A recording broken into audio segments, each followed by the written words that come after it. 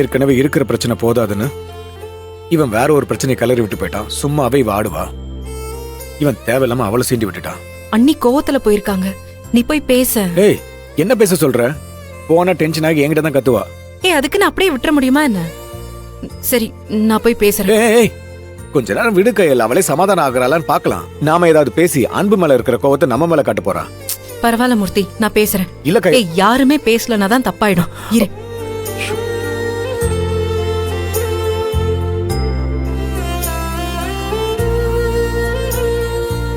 அண்ணி, அன்பு பேசினது தப்புதான்.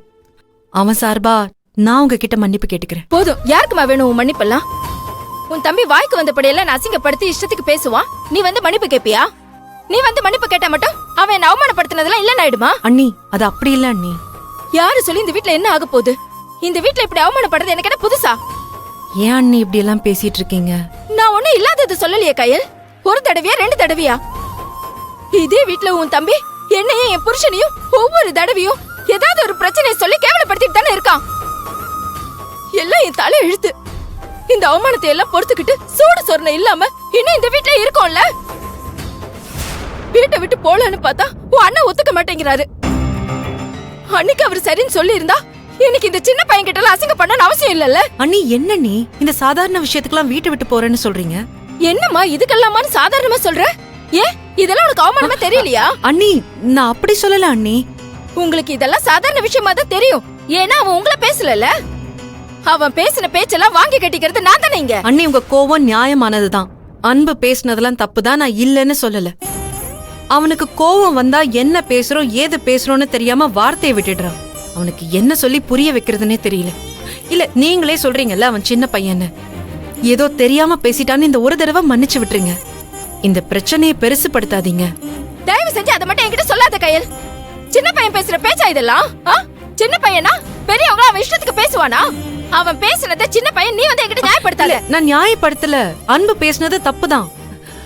சரி, நான் அவன் கிட்ட பேசுறேன், நீ அவனுக்கு புரிய வைக்கிறேன். ஆனந்திக்காக பேசுறேன்னு எதையோ பேசிட்டான். அவன் ஆனந்திக்காக பேசுறானா? அப்ப நான் யாருக்காகமா பேசுனேன்? ஆனந்திக்கு கல்யாணம் நடக்கிறதுல எனக்கு என்ன லாபம்னு அவன் கேக்குறான்.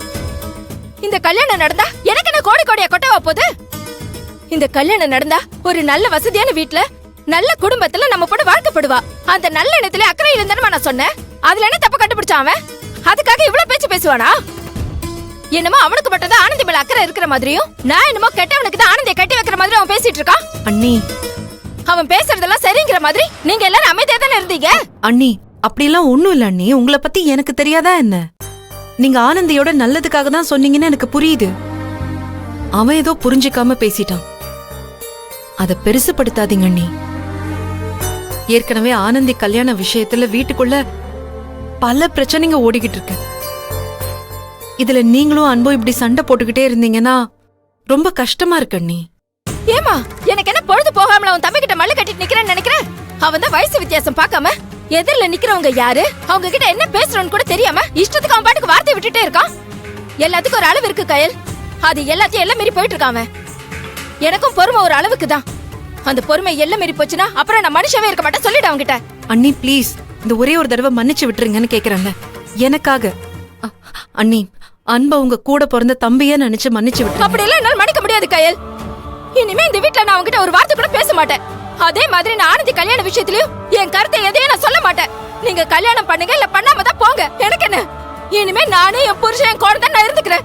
அண்ணி, ஏன் அண்ணி இப்படி எல்லாம் பேசுறீங்க? நானே பேசல கயல். உன் தம்பி அன்பு தான் என்ன இப்படி எல்லாம் பேச வைக்கிறான். அண்ணி ப்ளீஸ். இந்த விஷயத்தை பத்தி பேசி உனக்கும் எனக்கும் எந்த மன கஷ்டமும் வேண்டாம். இனிமே இந்த வீட்ல நான் எப்படி இருக்கணுமோ அப்படி இருந்துக்கிறேன். அதே மாதிரி உன் தம்பியை எப்படி இருக்கணுமோ அப்படியே இருந்துக்க சொல்லு. அதுதான் அவனுக்கும் நல்லது, இந்த வீட்ல எல்லாருக்கும் நல்லது.